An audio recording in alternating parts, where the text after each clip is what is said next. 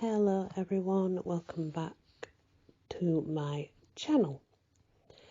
So this short little tale is called Girl, Wolf, Woods. There are days on which I am the girl in the woods in my red cap, jaunty with my basket plentiful, wearing my innocence like a placard. There are days on which I am the wolf, slavering for either seed cake or a grandmother, on which I am a hunger waiting to be fed, a need, a desire. There are days on which I am the woods, silent, impenetrable. Let me wander from the path, gathering flowers, for night comes all too soon. Feed me, for I am starved. I want wine and cakes and meat. I want the girl in the red cap and neat apron. I want to crunch her bones. I want to lope through darkness. Let me be still. Let me grow and feel sunlight on my arms, which are also branches. Let me hear birdsong. There was a girl with a red cap. A chaperon, they called it in that region, which was famed for lace making. She ventured into the woods. The sun was shining, but it was cool under the trees. There she met a wolf who was hungry, not for herself, but for her pups, born late in the season, whom she was nursing. "Give me wine," she said, "so I may be strong. Give me sea cake, or I will gobble up your grandmother, and then you." The girl knelt and said, "Here is the wine, here is the cake. Here is the meat, a cold chicken leg, wrapped in a napkin, packed in the basket by my mother, who embroidered this apron with a row of red hearts. I was taking it to my grandmother, who has rheumatism and cannot run far, but would be tough anyway. Come, eat. I will share it with you." The branches above sighed. The wind paused through them, and farther down the path in a cottage, surrounded by lavender and sage, among which bees were gathering nectar from the flowers, a grandmother was snoring. This is not how the story goes, you insist, but that is how I prefer to tell it. Red as blood and white as a bone. I am an orphan. I was born among these mountains to a woodcutter and his wife. My mother died in childbirth, and my infant sister died with her. My father felt that he could not keep me, so sent me away to the Sisters of Saint Margaret, who had a convent further down the mountain on which we lived, the Kaji. I was raised by the sisters on brown bed, water and briar. That is a good way to start a fairy tale, is it not? When I was 12 years old, I was sent to the household of the Baron also Kalman, whose son was later executed for treason, to train a servant. I started in the kitchen, scrubbing the pots and pans with a brush, scrubbing the floor on my hands and knees with an even bigger brush. Greta, the German cook, was bad-tempered, as was the first kitchen maid, Agneta. She had come from Carberg, the big city at the bottom of Kaji. At least it seemed big, to such a country bumpkin as I was then. I was the second kitchen maid and slept in a small room that was probably a pantry, with a small window high up, a mattress filled with straw. I bathed twice a week, after Agneta, in her bath water, which had already grown cold. In addition to the plain food we received as servants, I was given the leftovers from the Baron's table, after Greta and Agneta had picked over them.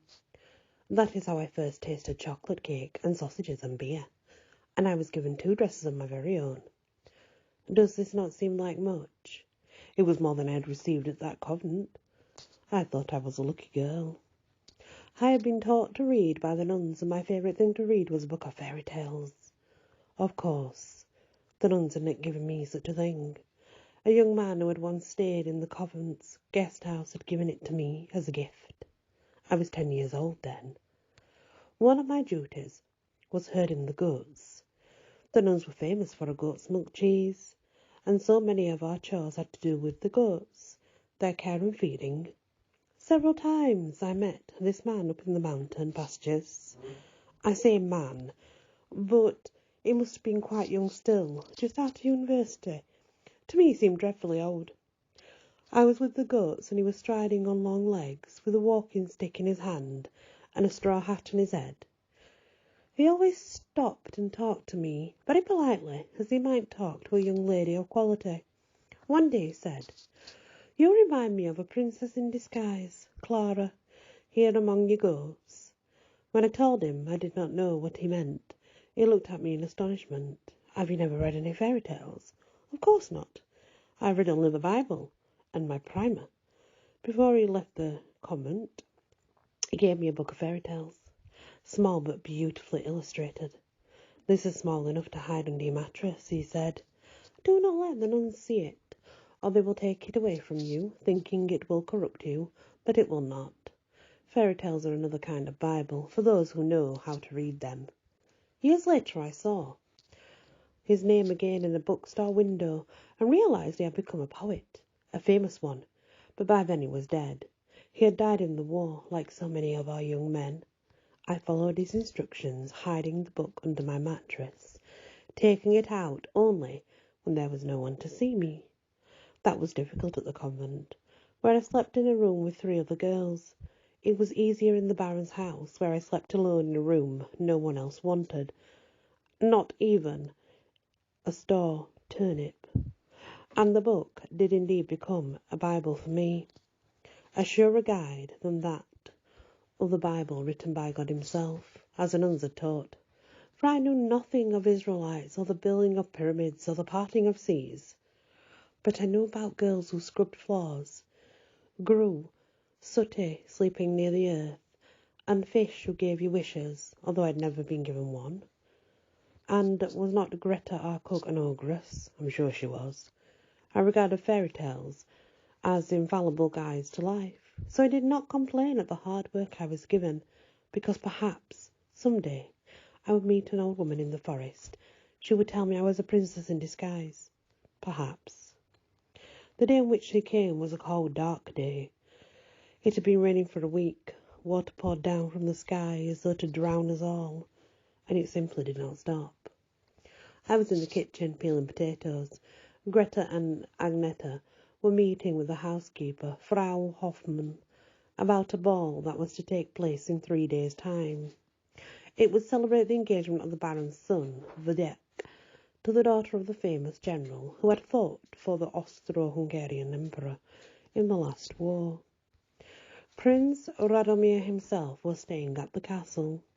He had been hunting with Vedek Kalman in the forest and covered the Gahaji until what Greta called this unholy rain began. They'd been at school together, Agneta told me. I found it hard to believe that a prince would go to school, for they never did in my tales. What need had a prince for schooling, when his purpose in life was to rescue fair maidens from the dragons that guarded them, and fight ogres, ride on carpets that flew through the air like aeroplanes? I had never in my life either seen a flying carpet nor an aeroplane. To me, they were equally mythical modes of transportation.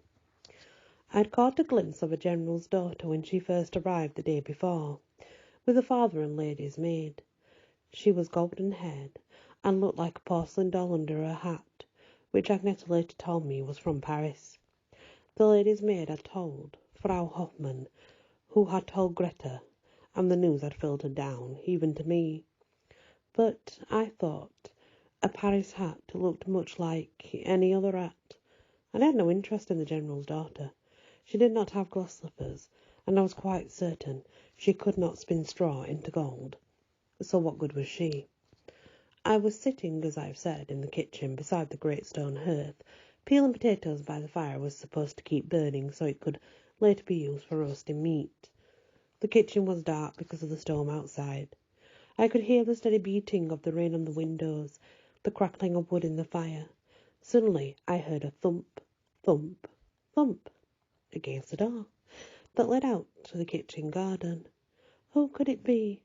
For a moment my mind conjured images out of my book, a witch with a poisoned apple, or Death himself. But then I realised it must be Joseph, the under-gardener. He often knocked on the door when he brought peas or asparagus from the garden, and made cow eyes at Agneta. "A moment," I cried, putting aside the potatoes I'd been peeling, leaving the knife in a potato near the top of the basket so I could find it again easily. Then I went to the door. When I pulled it open, something that had been leaning against it fell inside. At first I could not tell what it was, but it moaned and turned, and I saw that it was a woman in a long black cloak. She lay crumpled on the kitchen floor. Beneath her cloak she was naked. Her white legs gleamed in the firelight. Fallen on the ground beside her was a bundle, and I thought, a beggar woman? She must be sick from hunger. Greta, despite her rashness towards me, was often compassionate to the beggar woman who came to our door. War widows, most of them.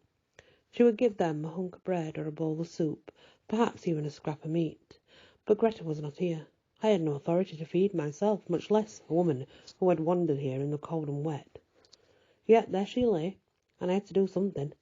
I leaned down and shook her by the shoulders. She fell back so that her head rolled around, and I could see her face for the first time. That was no cloak she wore, but her own black hair, covering her down to her knees, leaving her white arms exposed and her white face well. This was a different situation entirely. It was, after all, within my area of expertise. For although I knew nothing at all about war widows, I knew a great deal about lost princesses, and here at last was one. At last something extraordinary was happening in my life. I had waited a long time for this, an acknowledgment that I was part of the story. Not one of the main characters, of course, but perhaps one of the supporting characters. The squire who holds the prince's horse, the maid who brushes the princess's hair 100 times each night. Now the story had landed with a thump on my kitchen floor. Not my kitchen floor, but the kitchen floor. But what does one do with a lost princess when she is lying on the kitchen floor? I could not lift her. I was still a child. She was a grown woman, although not a large one. She had a delicacy that I thought appropriate to princesses. I could not throw water on her. She was already soaking wet. And any moment Greta or Agneta would return to take charge of my princess. For so I already thought of her. Finally, I resorted to slapping her cheeks until she opened her eyes. They were as deep and dark as forest pools. "Come with me, your highness," I said. "I'll help you hide." She stood, stumbling a few times, so that I thought she might fall, but she followed me to the only place I knew to hide her, my own small room. "Where is—" she said. They were the first words she said to me. She looked around as though searching, frightened, apprehensive. I went back to the kitchen and fetched her bundle, which was also soaked. When I handed it to her, she clutched it to her chest. "I know what you are," I said. "What? I am? And what is that?" Her voice was low, with an accent. She was not German, like Frau Hoffmann, nor French, like Madame Francais, who did the Baroness's hair. It was not any accent I heard in my short life. "You are a princess in disguise," I said. Her delicate pale face, her large dark eyes, and her graceful movements proclaimed who she was, despite her nakedness. I, who had read the fairy tales, could see the signs. "Have you come for the ball?" "What country did you come from?" I wanted to ask. "Where does your father rule?" But perhaps that would have been rude. Perhaps one did not ask such questions of a princess. Yes, of course," she said. "What else would I have come for?" I gave her my nightgown. It came only to her shins, but otherwise fitted her well enough. She was so slender. I brought her supper. My own supper it was, but I was too excited to be hungry. She ate chicken off the bone, daintily, and I imagined the princess would. She did not eat the potatoes or cabbage. I suppose they were too common for her, so I finished them myself. I could hear Greta and Agneta in the kitchen, so I went out to finish peeling the potatoes. Agneta scolded me for allowing the fire to get low. There was still meat to roast for the Baron's supper, while Greta made a cream soup, and Agneta dressed a cucumber salad. Then There were pots and pans to clean, and the black range to scrub. All the while, I smiled to myself, for I had a princess in my room. I finished sweeping the ancient stone floor, which dated back to the Roman times, while Greta went on about what we would need to prepare for the ball, how many village women she would hire to help with the cooking and baking for that night. And I smiled because I had a secret. My princess was going to the ball, and neither Greta nor Agneta would know. When I returned to my room, the princess was fast asleep on my bed, under my old wool blanket that was ragged at the edges. I prepared to sleep on the floor, but she opened her eyes and said, "Come, little one," holding the blanket open for me. I crawled in and lay next to her. She was warm, curled up around me, with her chin against my shoulder. It was the warmest and most comfortablest I'd ever slept. I slept soundly that night. The next day I woke to find that she was already up and wearing my other dress. "Today you must show me around the castle, Clara," she said. Had she heard Greta or Agneta use my name the night before? The door was not particularly thick. She had not told me her name, and I did not have the temerity to ask for it.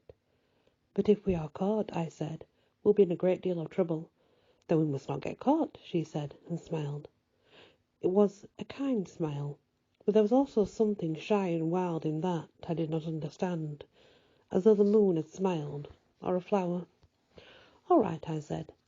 I opened the door of my room carefully. It was dawn, and light was just beginning to fall over the stones of the kitchen, the floor and great hearth. Miraculously the rain had stopped overnight. Greta and Agneta were where?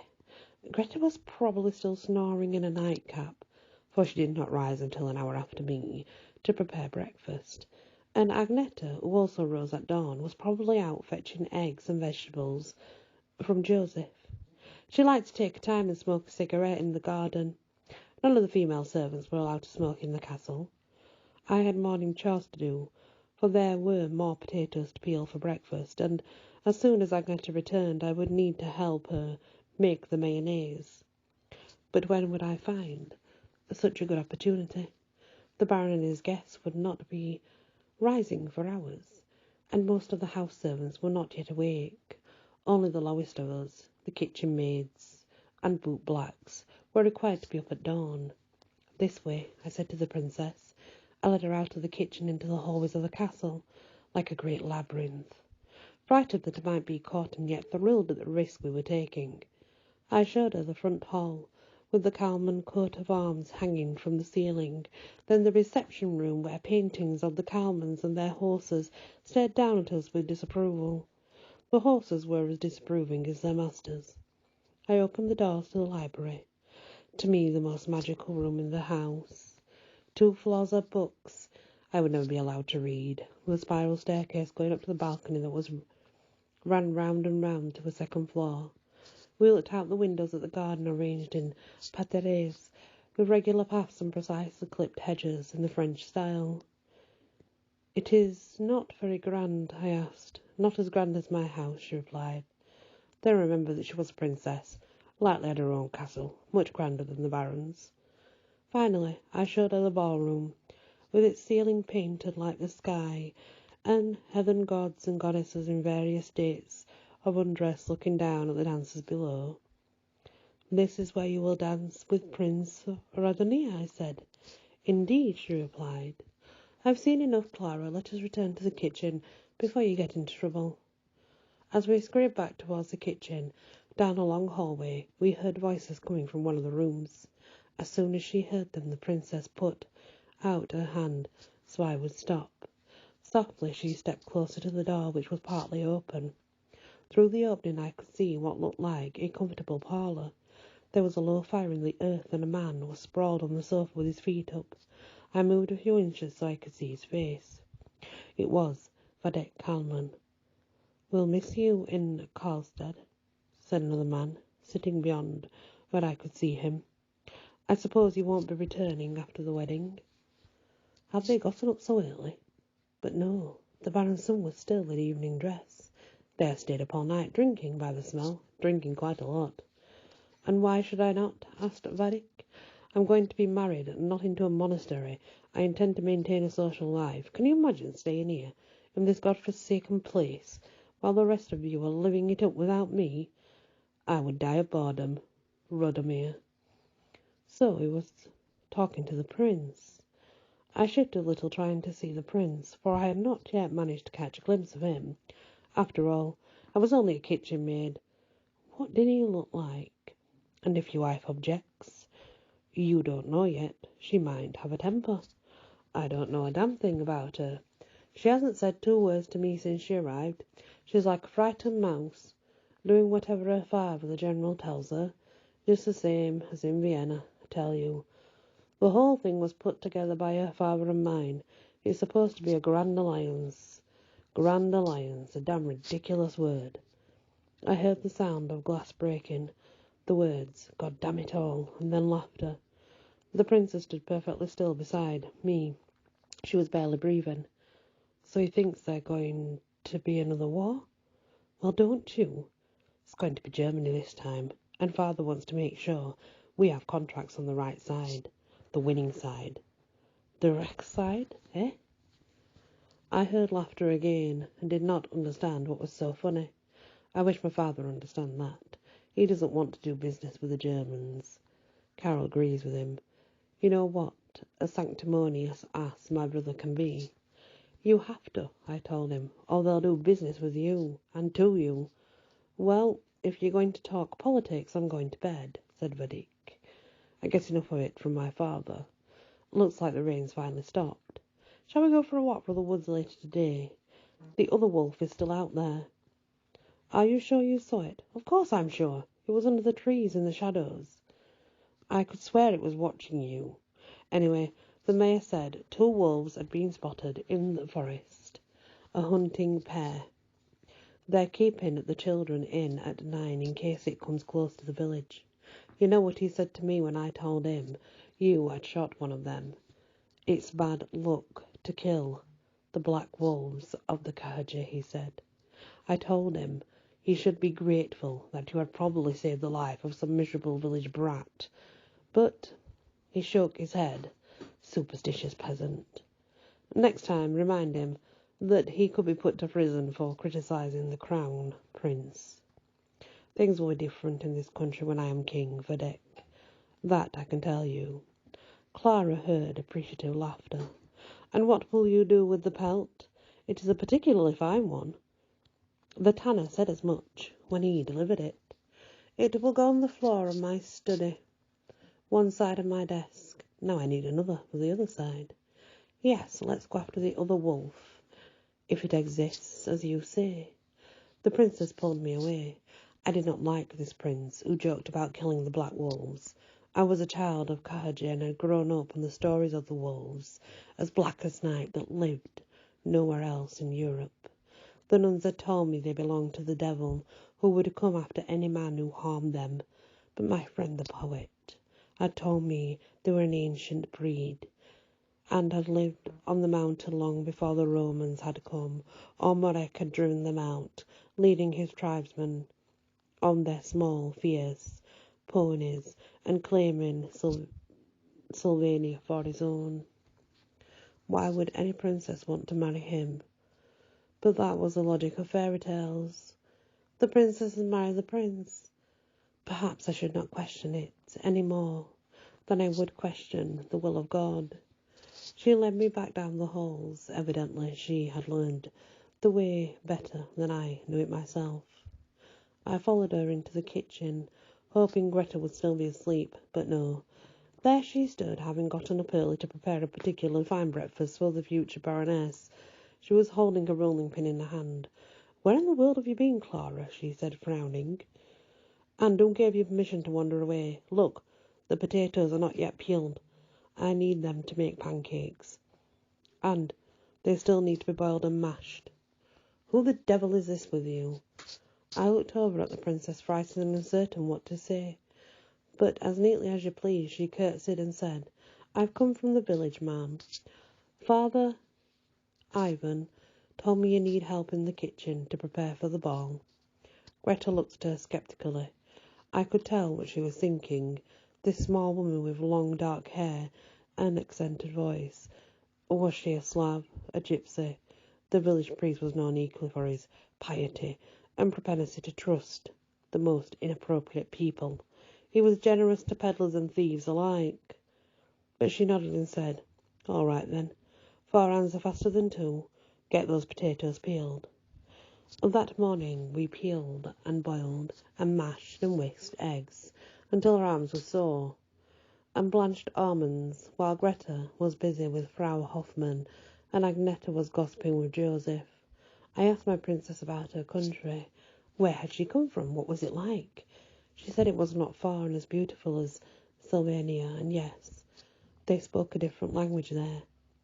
"It's difficult for me to speak your language, little one," she said. We were pounding the almonds for marzipan. "Do you tell stories there?" I asked. "Of course," she said. "Stories are everywhere, and everyone tells them, but our stories may be different from yours, about the old woman of the forest who grants your heart's desires, if you ask her right, and the fair ladies who live in the trees, and the white stag who can lead you astray or lead you home." I wanted to hear these stories, but then Agneta came in, and we could not talk again about the things that interested me without her or Greta overhearing. By the time our work was done, not long after supper, I was so tired that I simply fell into my bed with my clothes on, trying to stay awake although my eyes kept trying to close. I watched my princess draw the bundle she had brought with her out from the corner where I had put it. She untied it, and down came spilling a long black... Was it a dress? Yes, a dress as black as night, floor length, obviously a ball gown. It had been tied with its own sleeves.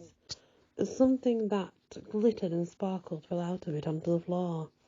I sat up awake now, wanting to see more clearly. She turned and showed me what had fallen. A necklace of red beads, each fast and reflecting the light from the single bare bulb in my room. "Do you like it?" she asked. "They are... What are they?" I'd never seen such jewels, although I read about fabulous gems in fairytale books. The beads were each the size of a hummingbird's egg, and as red as blood. Each looked as though it had a star at its centre. She laid the dress on my bed, and I reached over and felt it. It was the softest velvet imaginable. Then she clasped the necklace around her neck. It looked incongruous against the patched dress she was wearing. My second best one. Wait, where is... She looked to the floor where the necklace had fallen, then got down on her knees and looked under the bed, then stretched again frantically in the folds of the dress. Ah, there. It was caught in a buttonhole. She held up a large comb, the kind women used to put their hair up in the last century. "Will you dress my hair, Clara?" she asked. I nodded. While she sat on the edge of my bed, I put her hair up. A little clumsily, but the way I had seen the Baroness dress her hair, which was also long, not bobbed or shingled. And finally I put in the comb. It was as white as a bone indeed, probably made of bone, ornately carved, with long teeth to catch the hair securely. "There," I said. "Would you like it to look in the mirror?" I held up a discarded shaving glass I had found one morning on the trash heap at the bottom of the garden. I used it sometimes to search my face for any signs of beauty, but I found none yet. I was always disappointed to find myself an ordinary girl. She looked at herself from the side then the other. "Such a strange face," she said. "I cannot get used to it." "You're so beautiful," I said. And she was, despite the patched dress. Princesses are, even in disguise, that's how you know. "Thank you, little one." "I hope I am beautiful enough," she said, and smiled. That night she once again slept curled around me with her chin on my shoulder. I dreamed that I was wandering through a forest, in the darkness under the trees. I crossed a stream over mossy stones, felt the ferns brushing against my shins and wetting my socks with dew. I found the little red mushrooms that are poisonous to eat, saw the shy wild deer of the Kahaja with their spotted fawns. When I woke, my princess was already up and dressed. "Potatoes," she said. "Your life is an endless field of potatoes, Clara." I nodded and laughed because it was true. That day, we helped prepare for the ball. We were joined by Marta, the daughter of the village baker, and Anna, the groom's wife, who had been taking odd jobs since her husband was kicked by one of the Baron's horses. He was bedridden until his leg was finally healed, and on half salary. We candied orange and lemon peels, and pulled pastry until it was as thin as a bedsheet, and folded it so it lay in leaves like a book. We soaked the cherries in rum, glazed the almonds and walnuts with honey. I licked some off my fingers. Marta showed us how to boil fondant, and even I was permitted to pipe a single icing rose. All the while we washed dishes and swept the floor, which quickly became covered with flour. My princess never complained, not once, even though she was obviously not used to such work. She was clumsier at it than I was, and if we had not needed the help, I think Greta would have dismissed her. As it was, she looked at her several times suspiciously. How could any woman not know how to pull pastry, unless she was a gypsy, and had spent her life telling fortunes, travelling in a caravan? There was no time to talk that day, so I could not ask how she would get to the ball, and that night I fell asleep as soon as my head touched the pillow. The next day, the day of the ball, we were joined by the two upstairs maids, Katrina, who was from Carburg, like Agneta, and a cousin, whose name I have forgotten. They were most superior young women, and would not have set foot in the kitchen except for such a grand occasion. What a bustle there was at that day in the normally quiet kitchen, Greta barking orders, Agneta barking them after her, and the chatter of women working, although my princess did not chatter, of course, but did her work in silence. We made everything that could not be made ahead of time, whisking the bechamel, poaching fish, roasting the pig that would preside in the state of the supper room, with a clove-studded orange in its mouth. We sieved broth until it was perfectly clear, moulded liver dumplings into various shapes, and blanched asparagus. Nightfall found us prepared but exhausted. Greta, who had been meeting one last time with Frau Hoffmann, scurried in to tell us that the motor cars had started to arrive. I caught a glimpse of them when I went out to ask Joseph for some sprigs of mint. Such motor cars, large and black and growling like dragons as they circled around the stone courtyard, dropping off guests. The men in black tail or military uniforms, the women in evening gowns, glittering, iridescent. How would my princess look among them in her simple black dress? At last, all the food on the long kitchen table, the aspics and clear soup, the whole trout poached with lemons, the asparagus with its accompanying hollandaise, was borne up to the supper room by footmen. It took two of them to carry the suckling pig. Later would go the cakes and pastries and chocolate and candied fruit. "Clara, I need your help," the princess said to me. No one was paying attention. Katrina, her cousin, had already gone upstairs to help the female guests with their wraps. Martha, Anna, and Agneta were laughing and gossiping among themselves, and Greta was off doing something important with Frau Hoffmann. "I need to wash and dress," she said. And indeed, she had a smear of butter flour across one cheek. She looked as much like a kitchen maid as a princess can look, when she has a pale, serious face and eyes as deep as forest pools, and long black hair that kept escaping the braid into which she had put it. "Of course," I said. "There's a bathroom down the hall, beyond the water closet. No one will be using it tonight." No one noticed as we slipped out of the kitchen. My princess fetched her dress, and then I showed her the way to the ancient bathroom, shared by the female servants, which is a metal tub. "I have no way of heating the water," I said. "Usually, Agneta boils the kettle and I take my bath after her." "That's all right," she said, smiling. "I've never taken a bath in hot water all my life." What a strict regime princesses followed. Never to have taken a bath in hot water. And not that I had either, strictly speaking, but after Agneta had finished with it, the bath water was usually still lukewarm, I gave her one of the thin towels kept in the cupboard, then sat on the stool with my back to the tub to give her as much privacy as I could while she splashed and bathed. "I'm finished," she said finally. "How do I look, little one?" I turned around and she was wearing the black dress, as black as night, out of which her shoulders and neck rose, as though she were the moon emerging from a cloud. Her black hair hung down to her waist. "I'll put it up for you," I said. She sat on the stool, and I recreated the intricate arrangement of the other night, with the white comb to hold it together.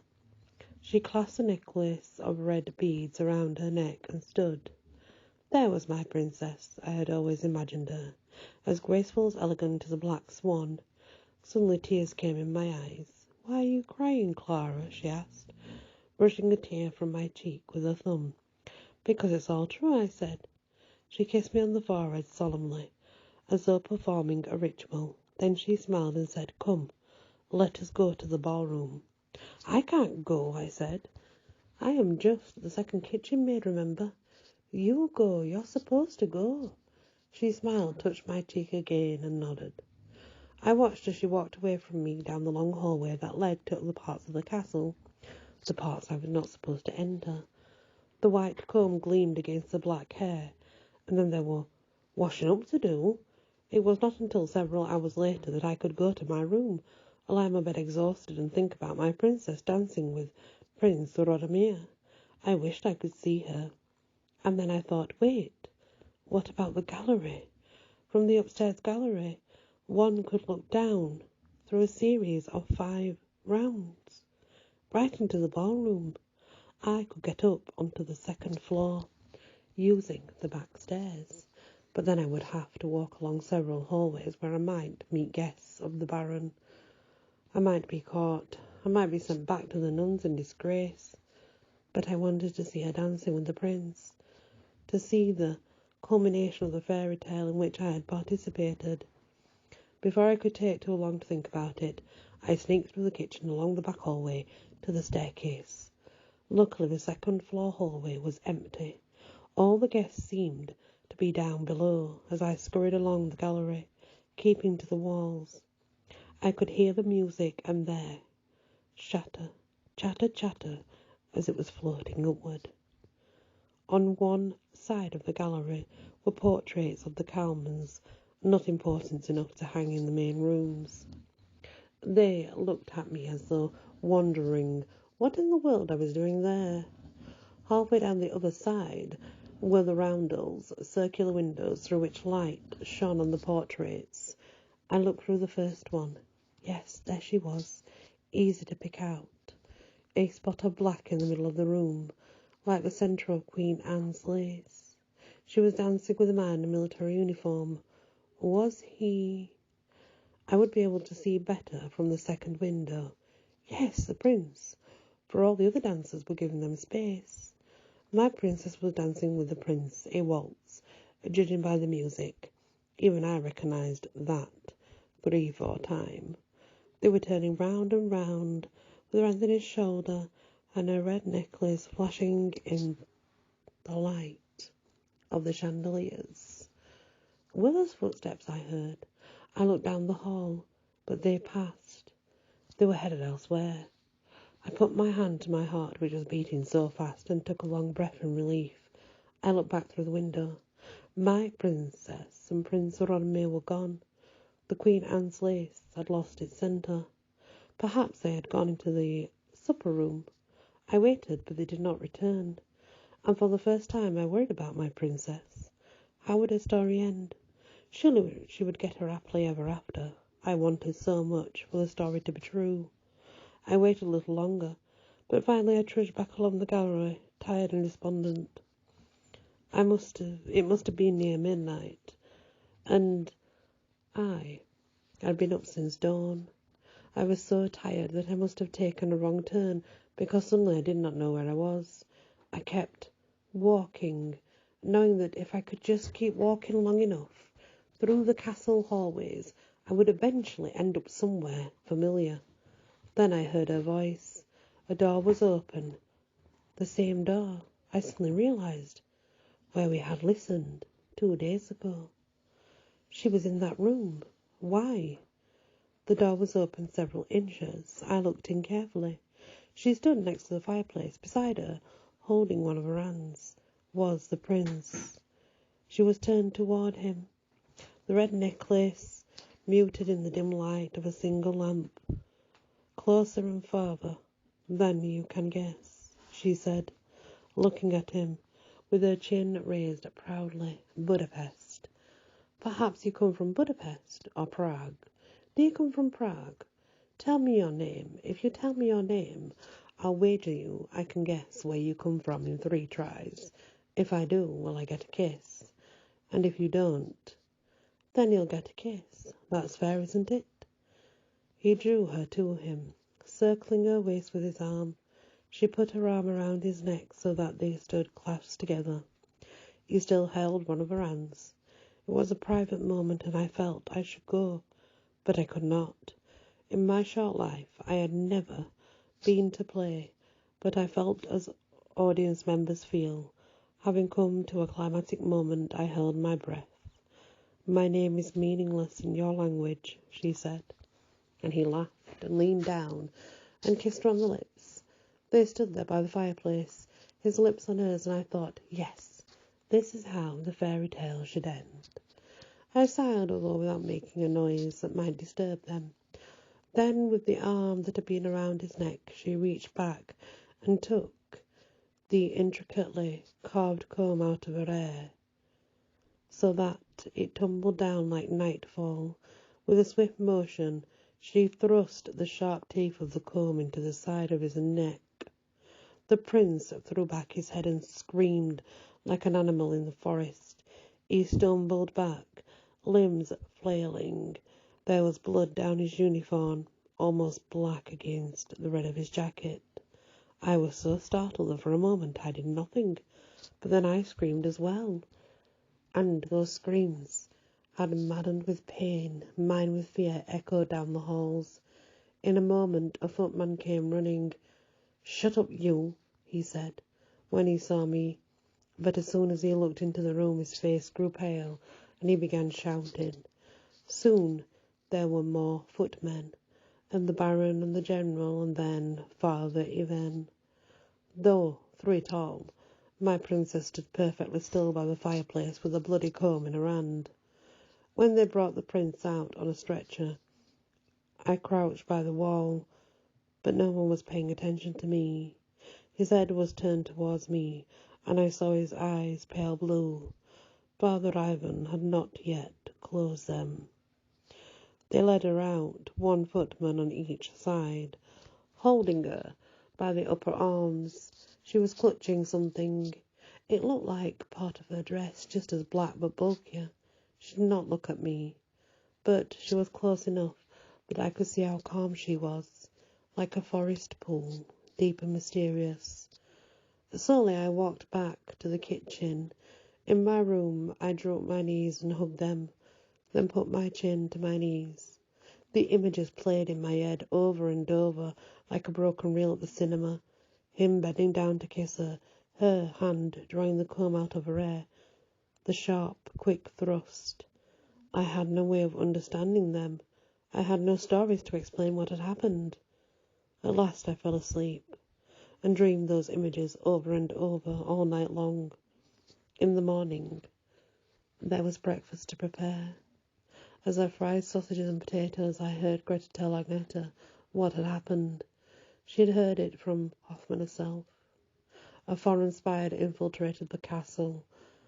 At least, she was presumed to be a foreign spy, although no one knew where she came from. Was she Slovakian? Bulgarian? Why had she wanted the prince dead? She would not speak, although she would be made to speak.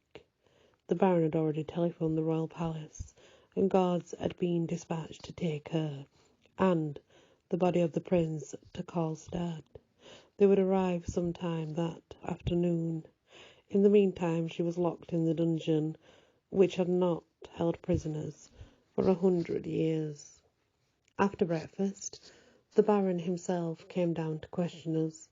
The servants had been shown, a sketch of a small pale woman with long black hair, made by Father Ivan. Katrina had identified her as one of the village women who had helped in the kitchen in the preparation for the ball. Why had she been engaged?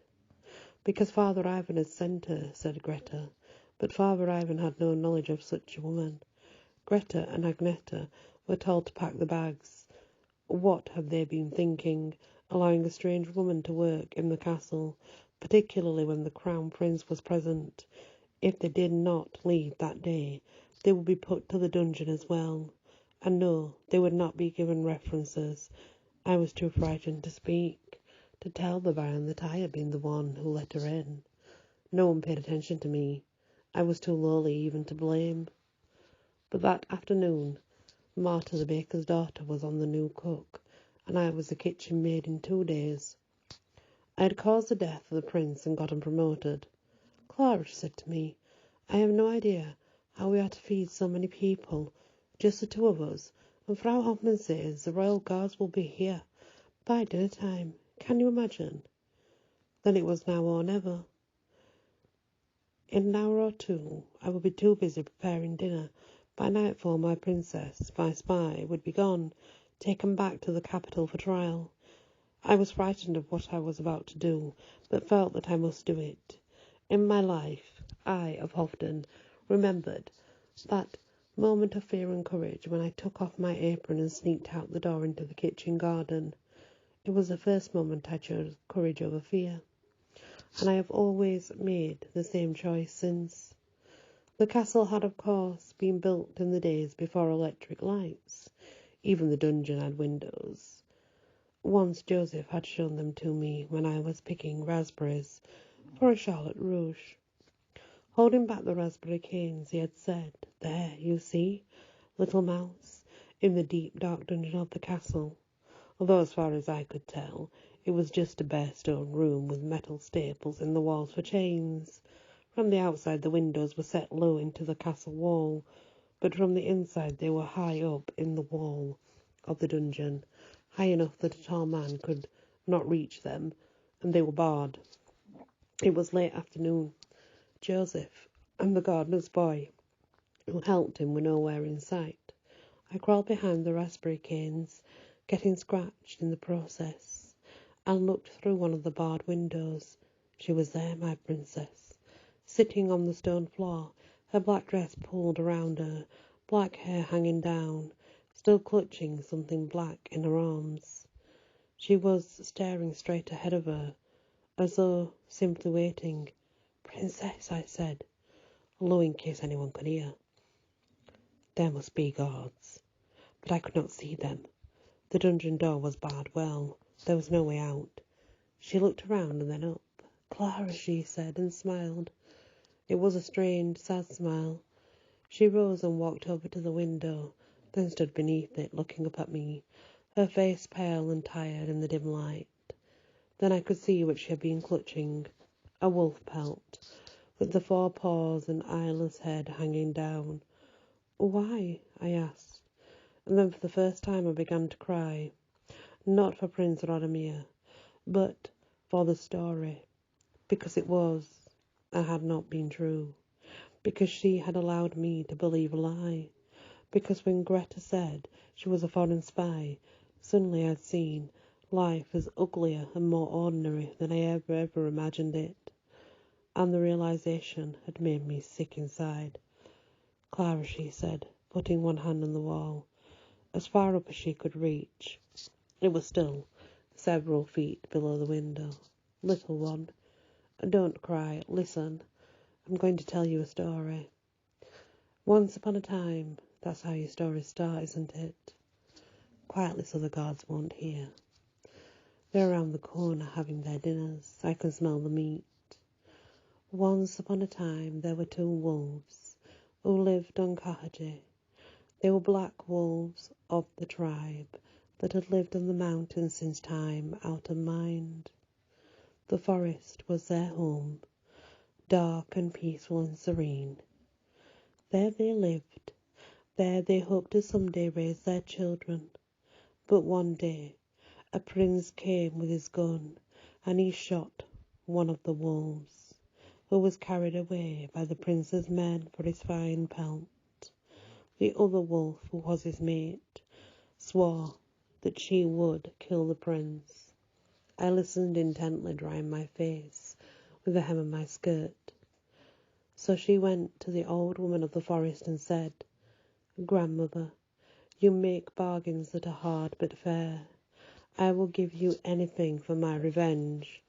And the old woman said, "You shall have it, but you must give me your beautiful black pelt and your dangerous white teeth, and the blood that runs in your body for such a revenge. You must give up everything." And the wolf agreed.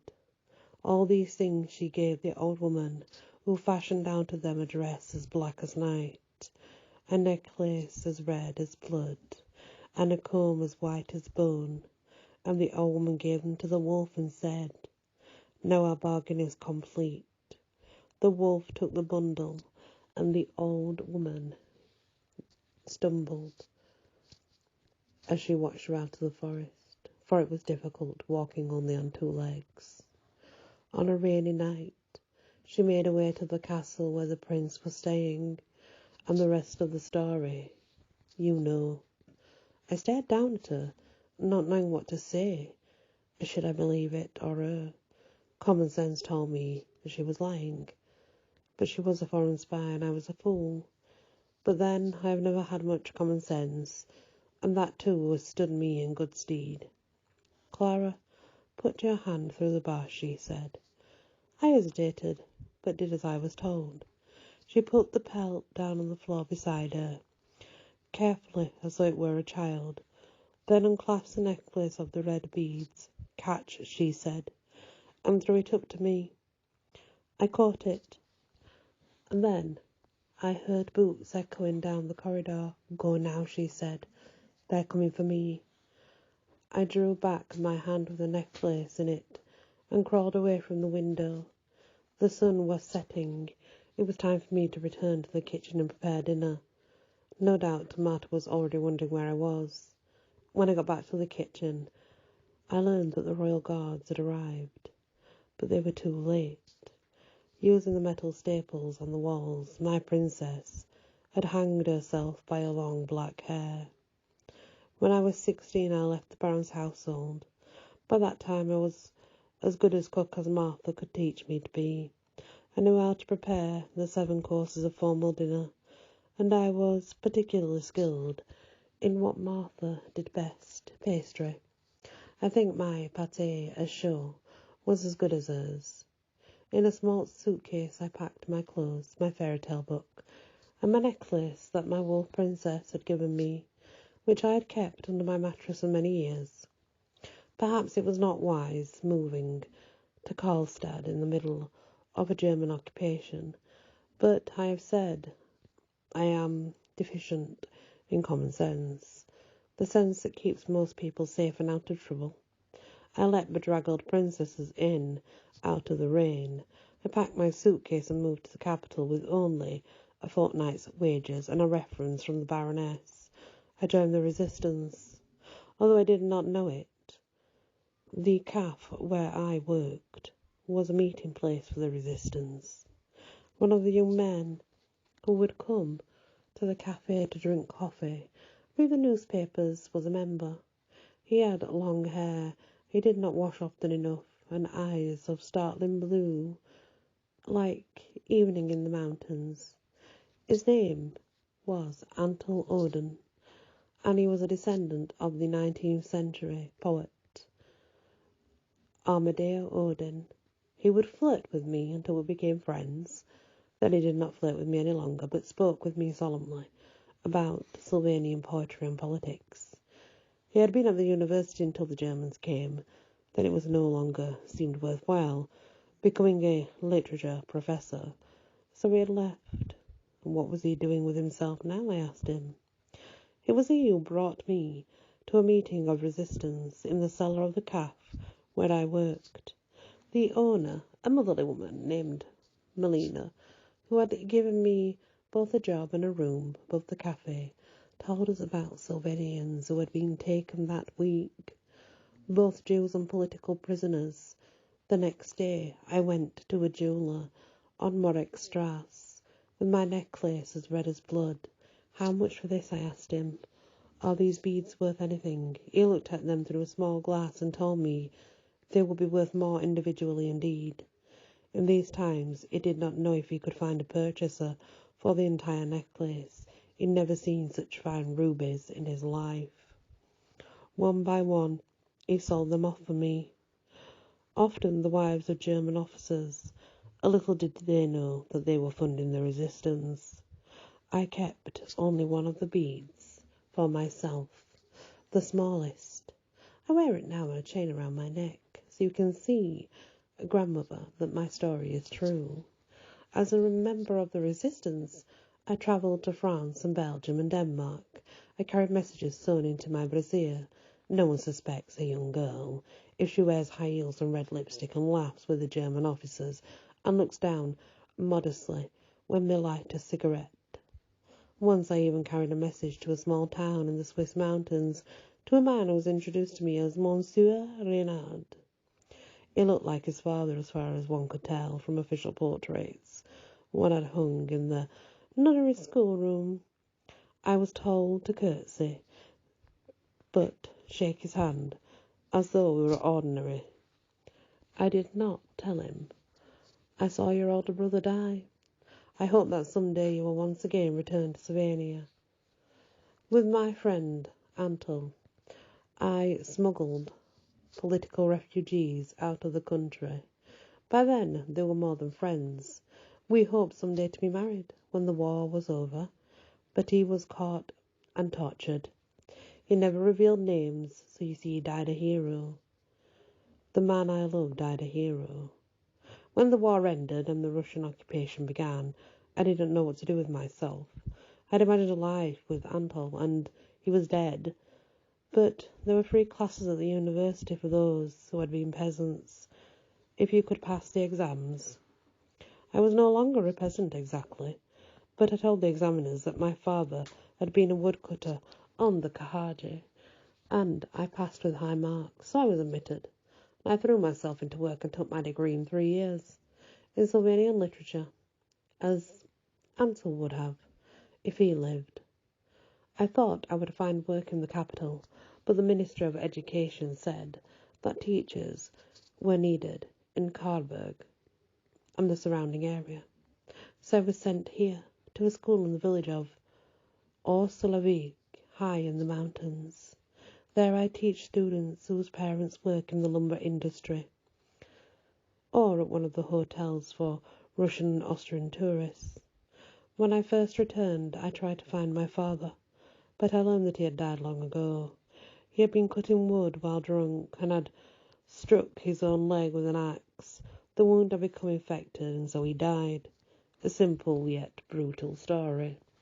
So I have no one left in the world. All I have left is my work. I teach literature and history to the children of Osalavag, or such literature and history as I am allowed. We do not teach fairy tales, which the Minister of Education thinks are decadent. We teach stories of good Slovenian boys and girls who learn to serve the state. In them there are no frogs who turn into princes, no princesses going to balls in dresses like the sun, moon, and the stars, no firebirds. There are no black wolves of the Kahaji, or fair ladies who live in trees, or a white stag that will, if you are lost, lead you home. There is no mention either of you, grandmother. Can you imagine? No stories about an old woman of the forest, from whom all the stories originally came. Within a generation those stories will be lost. So I've come to you, whose bargains are hard but fair. Give me stories. Give me all the stories of Slovenia so I can write them down, and so our underground press in Karlberg, for which we could all be sent to a prison camp, can publish them. We will pass them from hand to hand, household to household. For this, grandmother, I will give you what my princess gave you long ago, whatever you ask. I have little left anyhow, My only possession of value is a single red bead on a chain like a drop of blood. I am a daughter of these mountains, and of the tales. Once I wanted to be in the tales themselves, when I was young. I had my part in one, a small part, but important. When I grew older, I had my part in another kind of story, but now I want to become a teller of tales. So I will sit here in your hut on goose legs, which sways a bit like a boat on the water. Tell me your stories, grandmother. I am listening.